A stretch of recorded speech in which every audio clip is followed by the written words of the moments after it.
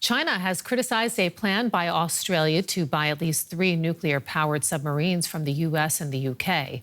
Beijing accused the 3 countries of going, quote, further down a dangerous road and of disregarding the concerns of the international community. The U.S., U.K. and Australia unveiled the plans on Monday as they held a meeting of their new and controversial security alliance known as AUKUS. A hearty welcome for the 3 global leaders.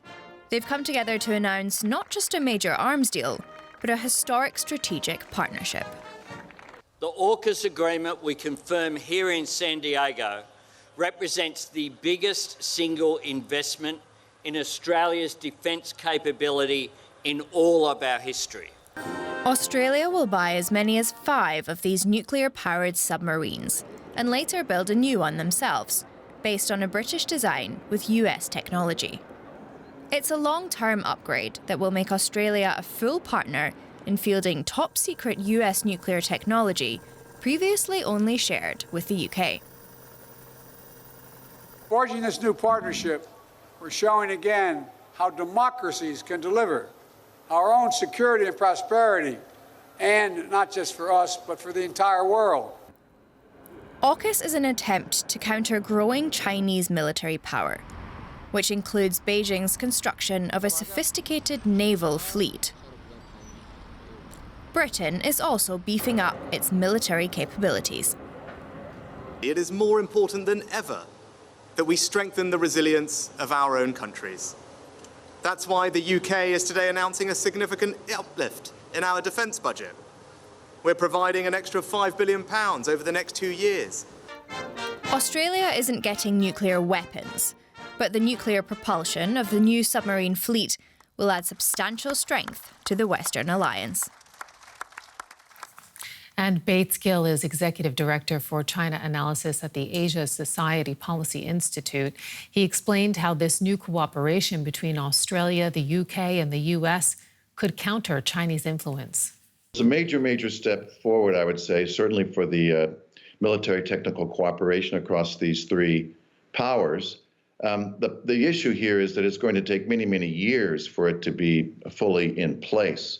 And there are a couple of stopgap measures over the near term that will have a real impact on countering Chinese military expansion in this region, particularly with the rotation, the planned rotation of up to 5 U.S.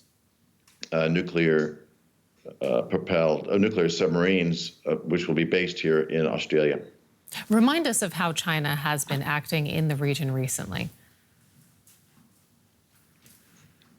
Well, over the last 10 to 15 years, the Chinese military has really grown quite considerably in both quantitative and qualitative terms.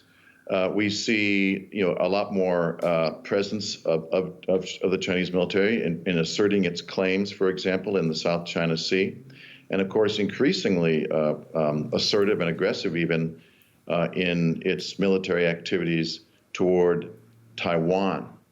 And it's these, and increasingly apparently trying to expand its presence in the Western Pacific, much closer to Australian shores. So in all of these ways, I think we see much greater concern on the part of Australia, as well as on its partners, as well as in its partners, the United States and the United Kingdom. How about other countries in the Pacific region? How are they reacting to what is rising tension between China and the United States, especially?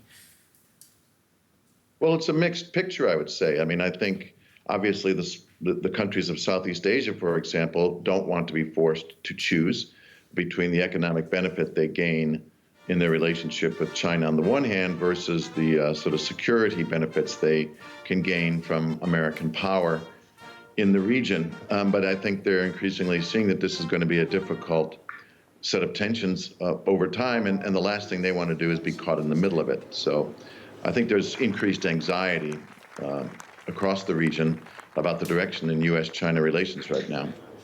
Bates Gill in Sydney, thank you so much.